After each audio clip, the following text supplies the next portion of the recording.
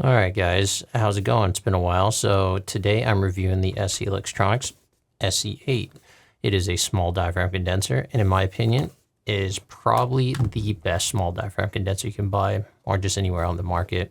It is a great sounding condenser, and if you don't believe me, you have actually been listening to it this entire time. So let's go ahead and get to it. And yeah, this is going to be the review of the SE Electronics sE8.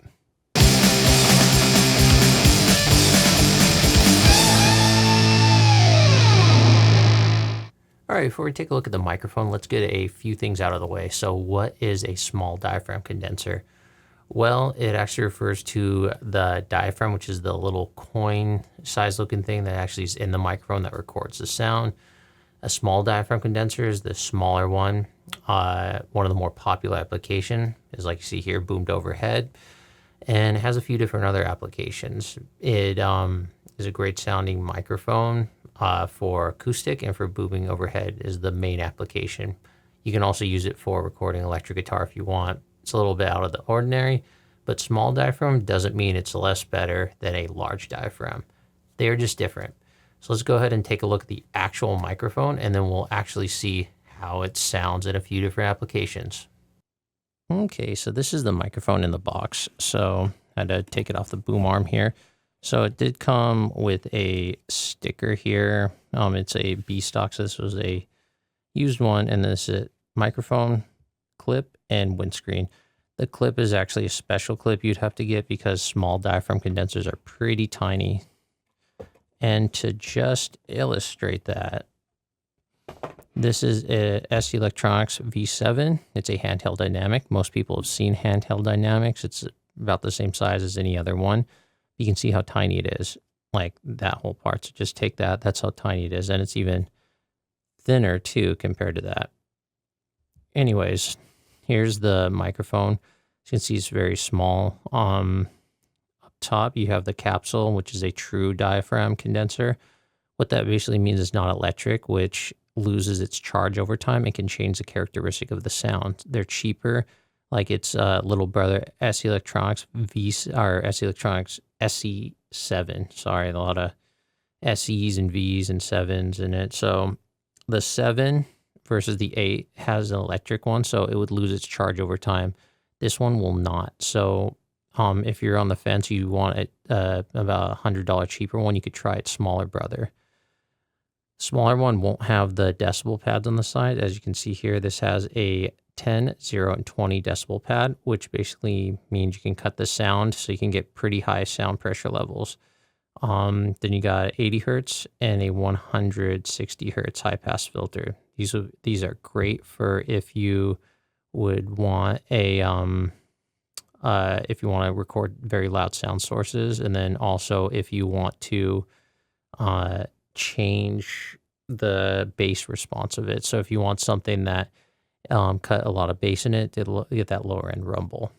So yeah, let's go ahead and get this on a boom arm and then see it on camera, see a little bit of tests on it. All right, so here is the SE Electronics sE8. So a little bit of disclaimer, when I had it boomed overhead and when I'm having it boomed overhead, it does, I am using a DBX286S channel strip to kind of use a little bit of compression and a little bit of like EQ, not a ton, and then of course that's what's giving it a cleaner preamps. This here, right now, I got it directly plugged into the Scarlett 18i, or Scarlett, yeah, 1820 3rd gen. So this is what it sounds like. They don't have the best preamp, so if you quiet, you can kind of hear a little bit of the noise. So that's kind of the noise. So this is what the microphone legit sounds like, with kind of, I would say, about a foot away or so. You don't want to be too close to these things because you don't want to pop it. So I do have the little windscreen on, and this is what it sounds like without the windscreen. So you would technically hear a little bit more air in the top end, but that's it. So let's go ahead and see what the switches are, and then I'll go over the specs with you guys, and then I'll show you what this sounds like on a few different other things. So let's go ahead and first do the 10 decibel. So I have a little stylus pen here. I will say one of the critiques that I have about this microphone is the little switches are kind of hard to pull, but let's go ahead and pull up that. So now I'm at the 20 decibel pad. Now let's go ahead and switch to, or this is at 10, not 20. So it's at 10 decibels cut. So now it's all the way at the 20 decibel. So let's go ahead and show you what it sounds like back at regular. All right, and now we're back at regular. So next is the 80 hertz. This here is cut at 80 hertz, so you should be able to hear some bass roll off at the 80 hertz frequency at the high pass filter. So let's go ahead and put the 160. Now we're at 160, so this really should be able to pull off the bass. So a good comparison is I'll get right up close to show you the proximity effect of this thing and then show you how big the bass cut. All right, so now I'm right on top of the microphone to show you the proximity effect of it. And this is again with the proximity effect, and you can clearly see with the 160, if you want to get really up close to this, this is how it would sound with a 160. So if you wanted to get close and kind of have that intimate sound, but do not want a lot of bass, then this is what you do. But another thing, let me go back to neutral. All right, there we go, back in neutral. So the big thing you got to be careful of is to not hit directly into the diaphragm because it will break it. So make sure that you guys are talking into it. So this is a cardioid, so there shouldn't be a lot coming from the back here. But as you can see, the off-axis coloration of this microphone is actually really good. So it doesn't have a lot of coloration on the sides. And if you really wanted to not have really any coloration whatsoever, you can switch out this capsule for an omnidirectional one. It does cost a little bit of money. And then it can give you a better option not having any whatsoever discoloration because it'll capture everything all around.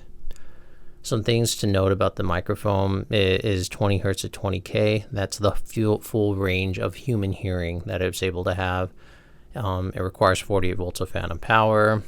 It has a max SPL of 139 at 0 decibel pad cut, which is, if to think about it, a 100 watt guitar tube amp is anywhere from 90 to 120 decibels. So that's already, and you can already hear me just being that close, popping it.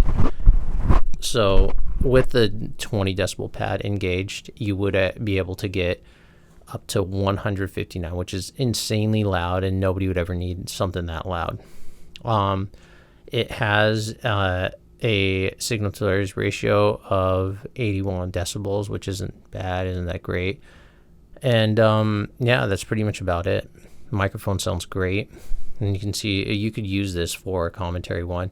You can actually even boom this under. I had it boomed over because I like the way it sounds, but this sounds great with no post-processing, no anything. And it really handles the room very well. So yeah, so let's go ahead and check out a few other things on it.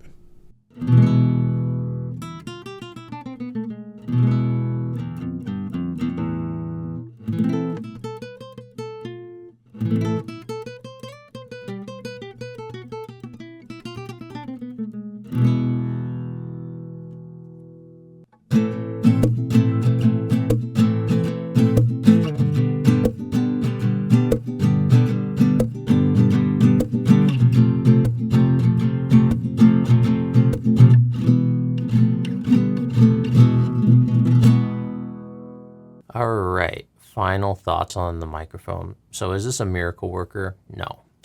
What this is a great small diaphragm condenser. What I mean by that, there is techniques involved with getting this microphone to sound great. What I mean by that is mic placement, for example. So with my acoustic when I was playing, I had to slap on the 160 hertz high pass filter.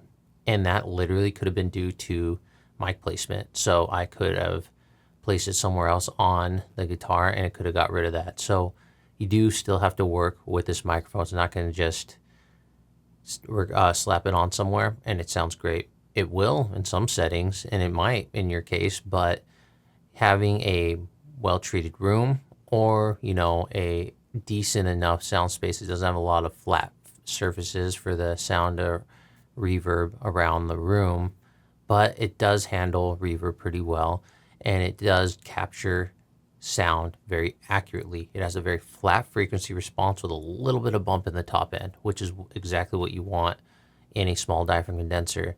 This sounds as good as $1,000 microphone. I'm not just saying that to make this video sound great. No, it really is $1,000 microphone sound, in my opinion. I've played with $1,000 small diaphragm condensers, and this hits just as well as any.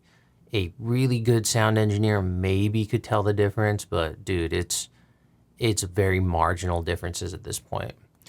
If you really don't look on spending the cash for this, and you want to just see if you even like a small diaphragm condenser, get its little brother, the sE8, and it will lose its charge over time and can change characteristics. If you are serious and you're dead set, this would be the way to go with the sE8. Some other things to think about is you have to be really careful if you are using this on camera and you're talking into it, to make sure you don't hit any air. It's very sensitive. Even with like a foot away, you can still pop capsule and it can really damage it. So make sure you have a windscreen on if you're talking into it. Other than that, it's not really much. I mean, it's a great sounding microphone. It's used for inside. I wouldn't use it too much outside. You would probably reserve for shotgun microphones on that end. Sounds great with acoustic, especially acoustic. That's where it really shines, and boomed overhead. So if you're looking for a small microphone to boom overhead or to accurately record acoustic work, this is it. Don't look any farther. So yeah, if you have any other questions, concerns, leave me a comment. Happy to help. And yeah, thanks for watching.